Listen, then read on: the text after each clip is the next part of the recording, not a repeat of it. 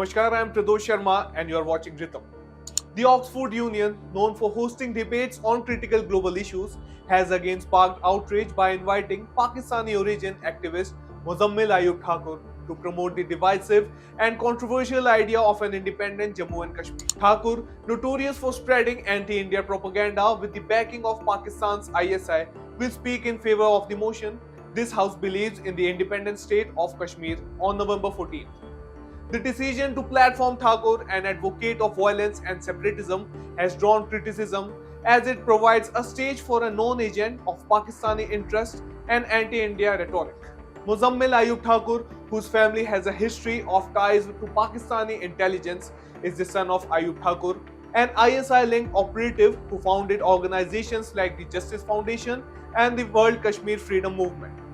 Both groups have served as vehicles for spreading Pakistan's false narratives on Jammu and Kashmir.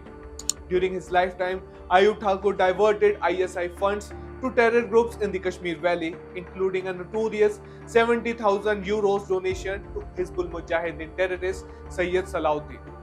Muzammil has publicly praised these actions, viewing his father's support of terrorism as a form of jihad.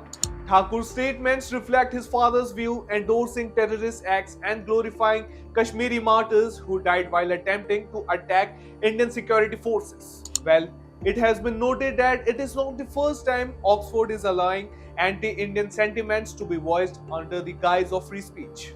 Just recently, Kashmiri origin academic Nitasha Kaul, known for her critical stance on India's policies in Jammu and Kashmir, has used platforms at Oxford and other international venues to promote a narrative that depicts India as a colonizing force in Kashmir. Kaul's speeches focus on alleged human rights abuses while failing to address Pakistan's role in inciting violence in the region. Her commentary has received backlash for presenting a one-sided view that aligns with separatist rhetoric. The anti-India bias at Oxford has been further underscored by the activities of the Oxford Kashmir Solidarity Movement, a student-led group that regularly organizes events condemning India's presence in Jammu and Kashmir. Following India's abrogation of Article 370 in 2019, this group held protests and debates calling the move illegal, portraying Kashmir as a victim of Indian occupation. The rhetoric used at these events, similar to that of Muzammil Thakur, often fails to acknowledge the history of cross-border terrorism in Kashmir and the Indian government's effort to bring development to the region.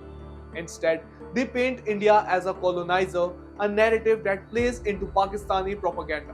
Muzammil earlier at the United Nations Human Rights Council's 52nd session presented an anti-India magazine titled Kashmir Insight, containing disinformation aimed at stoking anti-India sentiments. Adding to his record of intimidation, Thakur has been implicated in harassing Indian citizens who stand against his agenda.